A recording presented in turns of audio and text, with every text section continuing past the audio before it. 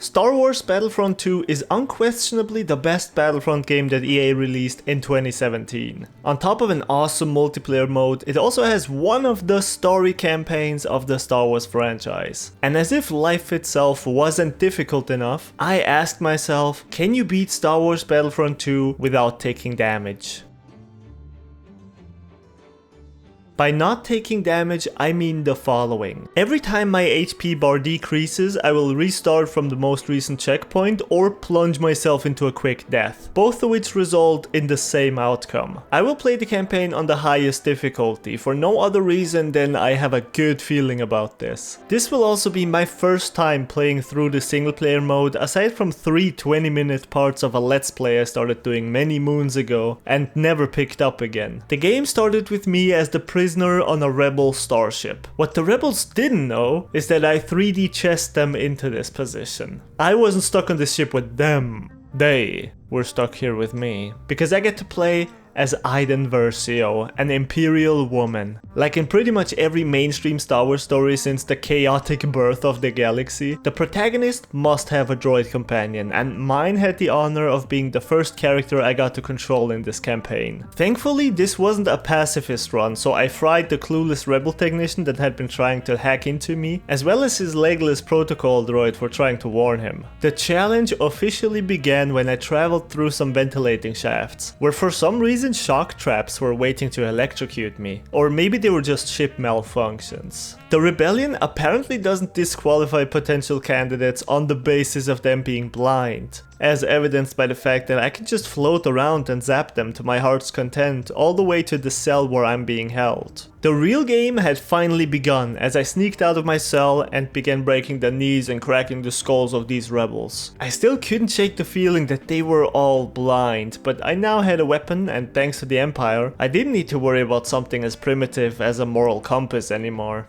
I deleted some important information from the rebels database, which was the only reason why I let myself be captured in the first place. This first mission served as a nice warm-up for my challenge. I had to reload a few times here and there, but this was child's play compared to what would expect me further down the road. The scannability was an absolute godsend right from the first fight onwards, all the way to the very end of the game. None of the rebels could stop me from torpedoing myself from their ship towards my own, where I got to give off an evil comment to prove that I'm a soulless Imperial commander. Today, the rebellion dies. But Iden was more than just a random commander. She was the leader of Inferno Squad. It was me, Agent Hask, and Agent Miko. And we were sent to Endor to help end the rebellion once and for all. At about the same time as I was sneakily trying to snipe off a few groups of rebels, Luke was fighting for his life against Vader up on the second Death Star, but we don't see that in this game. And just as I was warming up to the idea that I was now part of intergalactic fascism, they pulled the damn rug out from under me. This was about the moment where any normal person would go, oh well, I hated that job anyway, and sent their application over to the rebellion, but not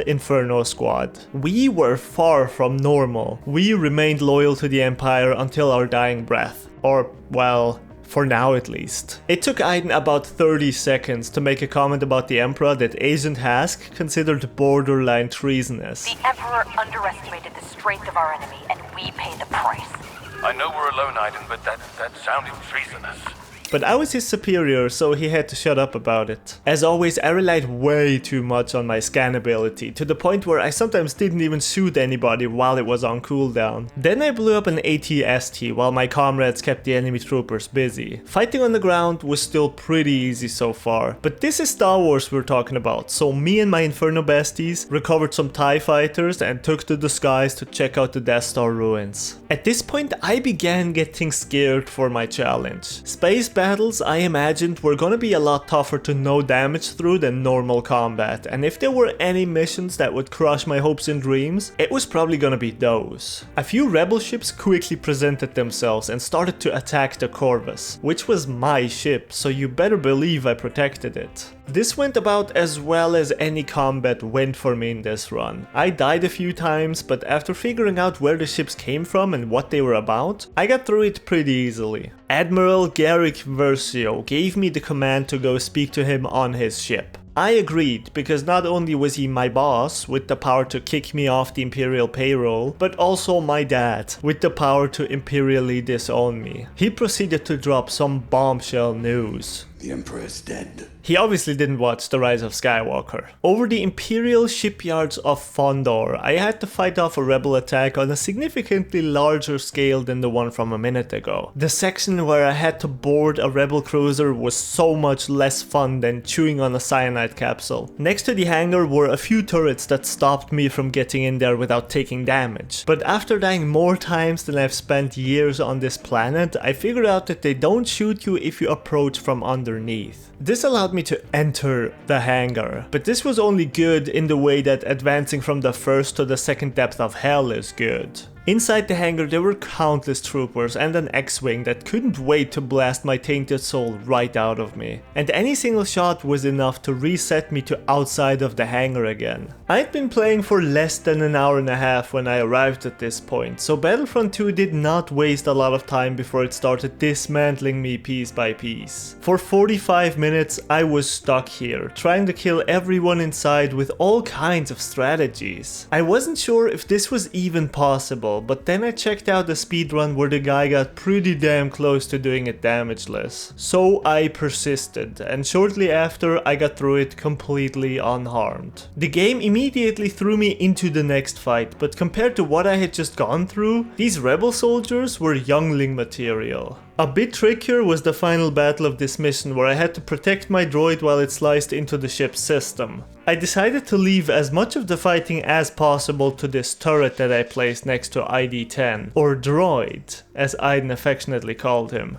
The worst part was the fact that I didn't have access to my scanner while the droid was busy. In the second phase, I did have to sprint out and offer my protection when the turret was destroyed, before promptly hiding under a flight of stairs until the slicing was completed. Hask and I almost got sucked out into the void of space, but I instead just got a major concussion and about 17 broken ribs. If you thought spaceships were going to be the only terrible things about this challenge, think again. This entire mission on Pelio, where I had to play as Luke Skywalker, could have put that hangar right to shame. I had to fight off against countless stormtroopers here, and every single attack I made left me exposed to their blasters. So to avoid them, I tried my best to just push them to death from behind any of the rocks, which worked reasonably well whenever I timed it correctly. Still, I died a lot here. I gotta say one thing about this game so far: I greatly appreciated the fact that it didn't seem to have any moments where an infinite number of enemies got thrown at you until you pushed forward. Even here, there were a lot of stormtroopers, but it was always the same amount. And once I killed any one of them, I could safely assume that they were gone for good. It took me 1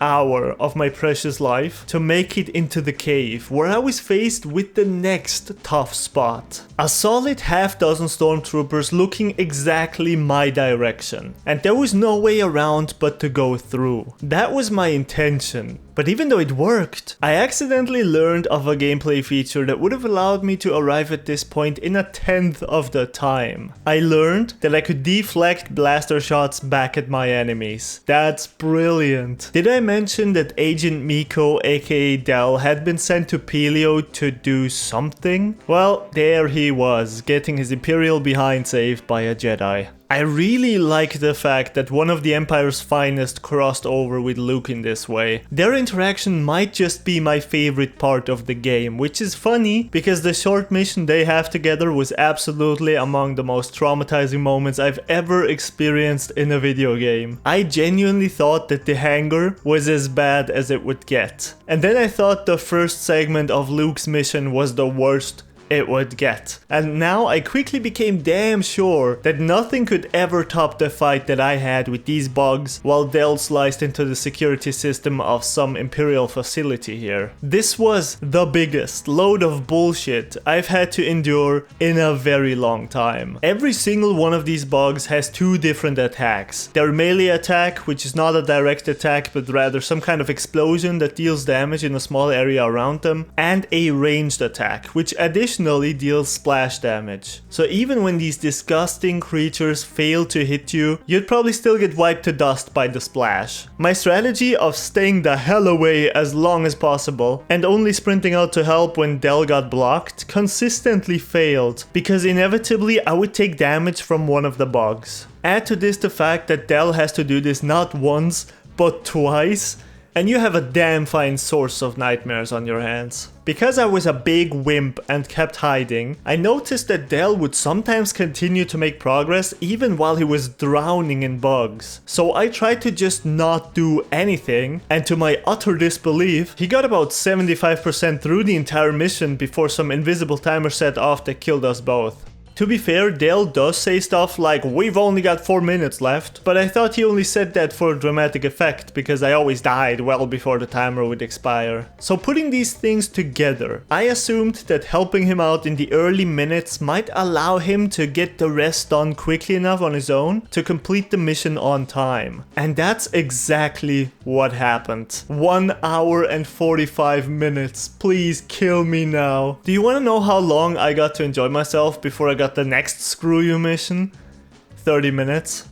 Luke grabbed some kind of compass from the Emperor's observatory, and Del was forever changed by his meeting with a Jedi. Then Inferno Squad was sent to Vardos to rescue some important Imperial person while the rest of the civilians were left to die due to the Empire's actions. I tried to make Admiral Dad see reason, but he was a bad Imperial man. So instead, me and Del disobeyed him and officially committed treason against the Empire by helping innocent civilians. You could say we had become borderline rebellious. Agent Hask really wasn't happy about that, and my status as his commanding officer was not enough for him to accept our treason. So Del and I started facing off against the very stormtroopers that had for so long been our friends and allies. And then I involuntarily got dragged into an AT-AT walker. And if you know anything about single-player video games, you're probably cringing as hard as I did when I realized what would expect me in there. I think these types of levels are called on-rails levels because you want to throw yourself in front of a train when being forced to play them. While I was in that AT-AT, I could only look around and shoot. I couldn't adjust my speed or control my movement whatsoever. As a Star Wars fan, I thought this was a really cool moment in the game, but you can probably guess that this was absolutely brutal in a no damage run. While I've had some pretty tough sections so far, this one was easily the most complex of them all. With most of the others, I practically had to go through the same tactics over and over again and just survive long enough or brute force my way through them until they worked. But not here. Inside the walker, almost every single shot had to be calculated and precise to avoid me taking damage. I had to kill any of the rocket launcher troopers before they could set off their rockets or get close enough to me that I couldn't attack them anymore. The normal blaster shots thankfully didn't deal any damage to me, otherwise I would have almost certainly lost the entire challenge right then and there. There was an AT-ST that gave me a ton of trouble since it would shoot me as soon as it came into view, but after many attempts I learned that I could make it turn the other direction if I killed the anti-air gun above it fast enough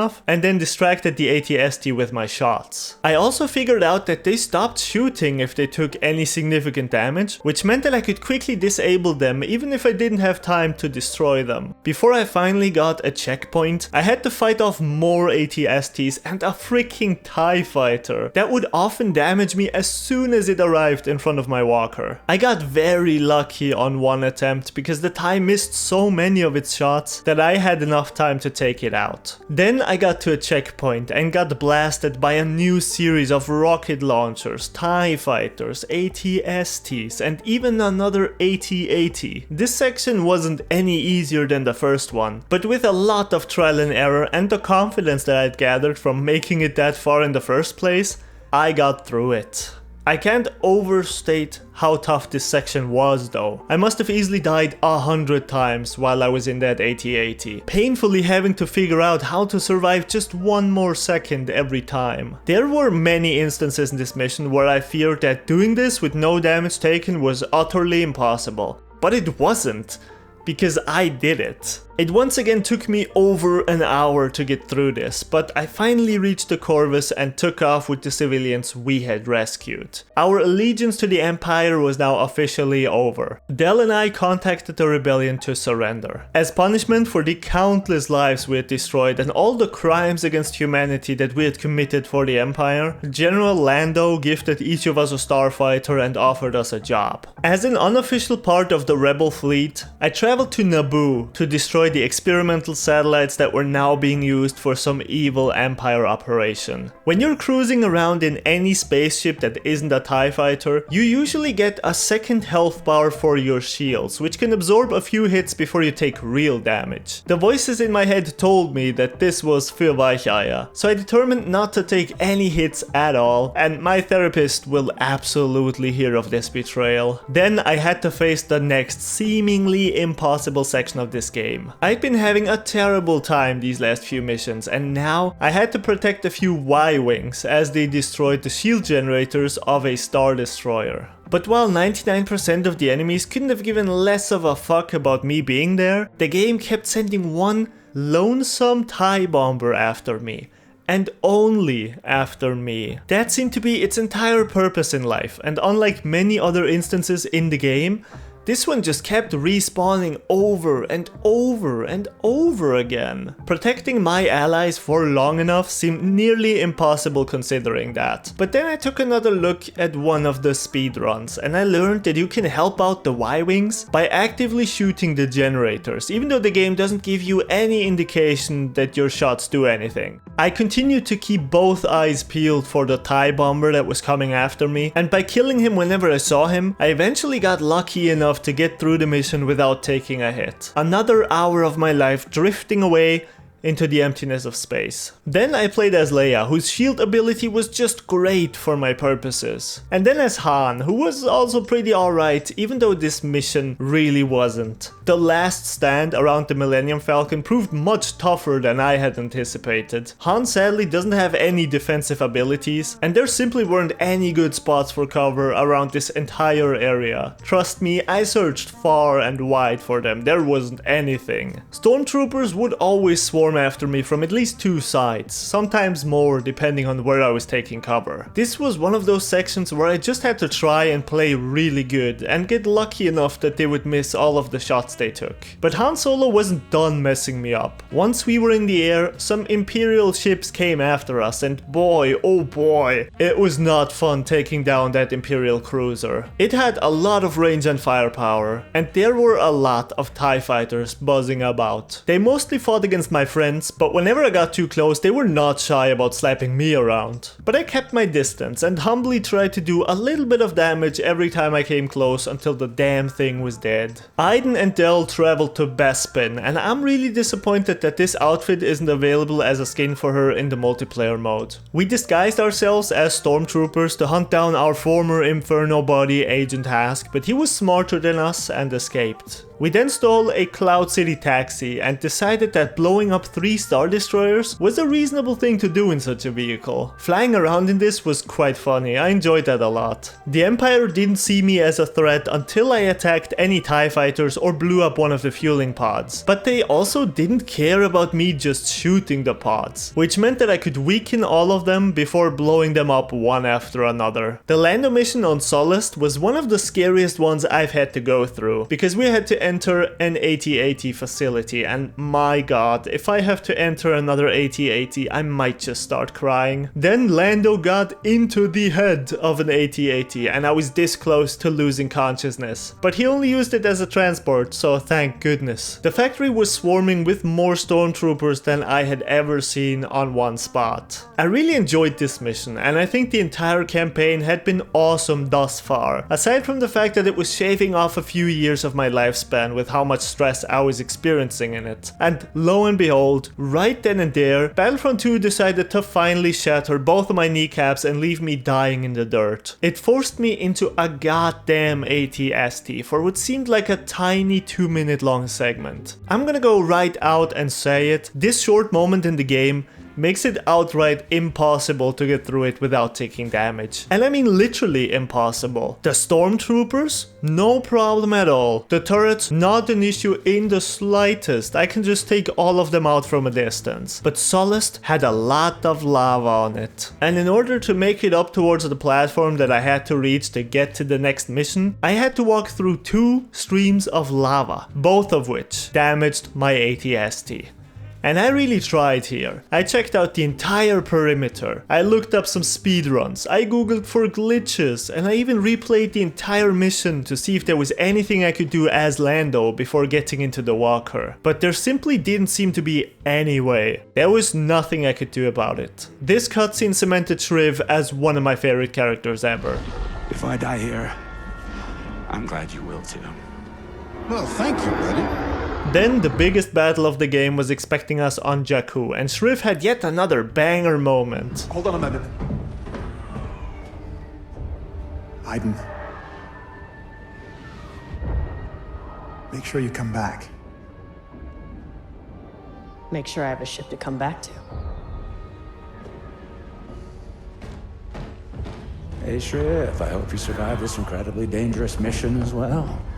Thank you, Del. Your friendship means everything to me. I love him, man. I love him so much. Now, I was really confused about the Star Wars timeline for a moment, because I thought nothing ever happened on Jakku before Rey spawned into the universe. But then I realized that she literally scavenged around inside of Star Destroyers, which were probably there because of this battle. Shriv and I flew around the place and helped wherever we could, blowing up AT-ATs with airstrikes, not being able to hitch a ride on my own damn ship because it refused to take off while I was standing on the ramp, and blowing up TIE bombers with some good old C4. After that, we were directly fighting against Admiral Dad's armada, and he stopped at nothing to take me out. Agent Hask was once again back for revenge, and brothers, he definitely got it. I'm not exaggerating when I say that this fight blew all of the previous ones out of the water when it came to how tough it was for me to get through it without taking damage. It was just Hask and 2 infinitely respawning TIE fighters against me, which meant that I always had their full attention, and that ended up really badly for me. They would hit me almost instantly as soon as I got close enough to damage them, so I didn't really know what to do there. This was by far the longest I got stuck on any single fight. 2 full hours. That's how long it took me to take Hask out of commission. How did I do it? I realized that they would only follow me up to a certain distance, at which point they would turn around, fly away, and then turn around again for another approach. Using that knowledge, I circled around just far enough away from them that they would come closer without shooting me, and then when they turned around, I tried to get close enough to damage them before they initiated their next pursuit. It took me really long to figure that out, and even longer to actually make it work. My final attempt alone took me 45 minutes because I was so scared that they would hit me. But when I finally did it, I was so relieved. I hope you burn in hell, Hask. I boarded my dad's ship by walking on top of it, which was really freaking cool. No stormtrooper could stop me from telling him what a terrible father he was for making me go through that fight. He understood that and decided that he deserved to die because of it. I didn't disagree with that. I blew myself away from this mess, and as the last living member of my family went up in flames, I started making out with my subordinate. HR was not very happy when they heard about this. Cue the perfect ending shot for an epic campaign. This seems like a great moment to say that I beat the game and I beat the challenge and we can all go home happy. Except you see that the video still goes on for a bit, and this wouldn't be a Star Wars story if at least one of the main characters didn't die at the end. This time it was gonna be my own will to live, because a few decades pass and we're back on Pelio of all places. Kylo had apparently kidnapped Adele, who apparently had a daughter with Aiden now? Lucky bastard. He also has a beard now to show that a few decades have definitely gone by, and Kylo entered his head, which teleported him to Scarif for some reason. Or maybe this was still Pelio, I don't know. My PTSD did not like the fact that I was playing as a lightsaber guy on a planet that may or may not have been Pelio, but I at least knew how to deflect blaster bolts now. Then I was on Endor with some frozen rebels. Every time I got close enough to trigger their fight, I got damaged by a shockwave. So I went a little little outside the mission area and tried approaching from there, which ended up working. I was soon back on Pelio, where I fought against some bugs, took damage, and upon reloading the checkpoint I appeared somewhere completely different, which was kind of alright for me. Del was having a positively shitty day, and it only got shittier when Hask came back from the dead, and he was pissed. This might be a bad time to say it, but I never really liked Del all that much. His interactions with Luke were cool and all, but after that he always seemed a bit whiny to me, and I hate the way he often says ma'am. Cue the sad death at the end of the campaign. Project Resurrection was in progress. I didn't know what that meant. This was now officially the end of the game, and I don't like sad endings. In my opinion, they should have ended it on Jakku, but there's probably a reason why EA is worth $50 billion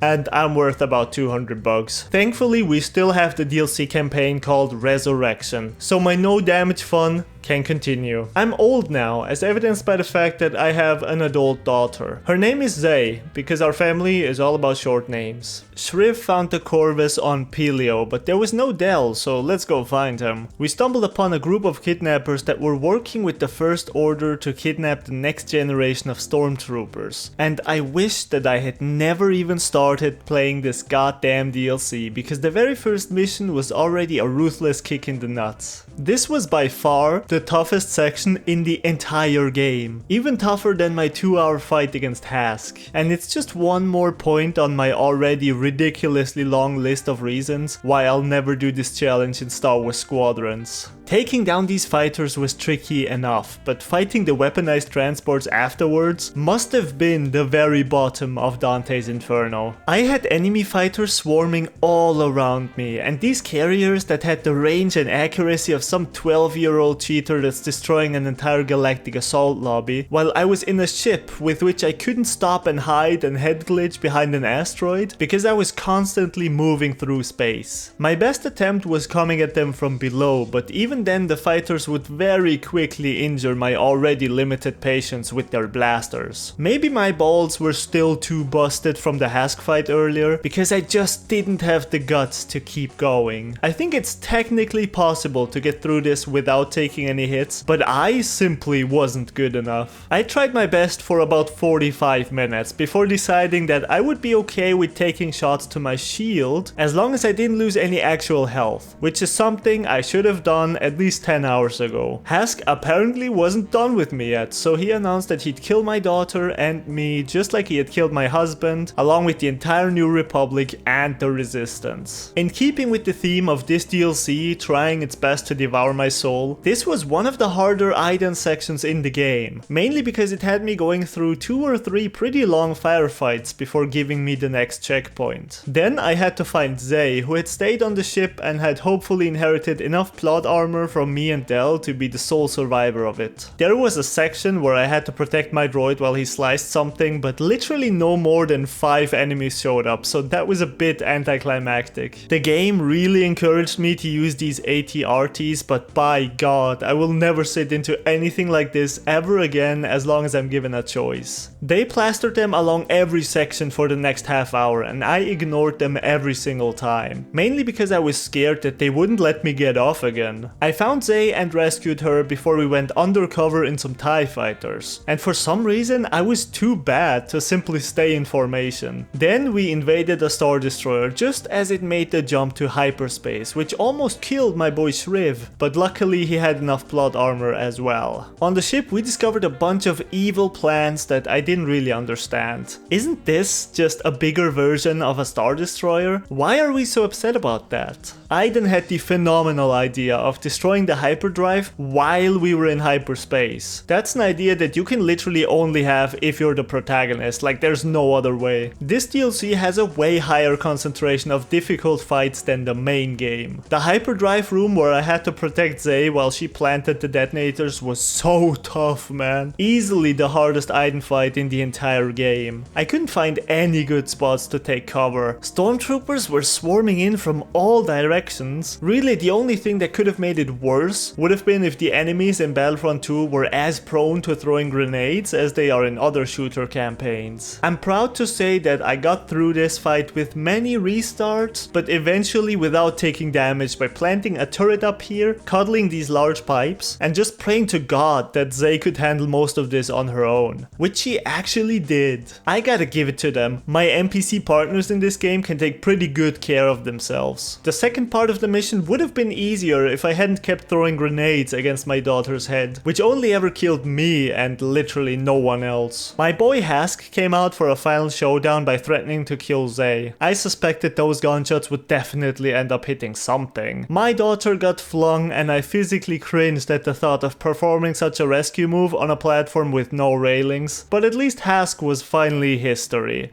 Unless somehow Hask returned in Battlefront 3, you never know. We blew up the hyperdrive, but oh no, Aiden had gotten shot. No, it's too late for me. Let's talk a few minutes while we could be searching for a ship out of here and maybe save my life, but for some dramatic reason I have to die. I don't like this, man. I just want to be happy for once. Shriv and Zay got out with both of their lives intact, and with a final speech by Leia, which sounded an awful lot like she was teasing the fact that Zay may turn out to be the protagonist of Star Wars Battlefront 3, I was officially released from the torture rack that was this challenge. So despite the fact that my main character literally died, I finally finished Star Wars Battlefront 2 without taking damage. And even though it was a very rough ride, this campaign is a certified banger. If you enjoyed this challenge, please leave a like and subscribe. If you didn't enjoy it, please leave a dislike, and I'll see you in the next challenge.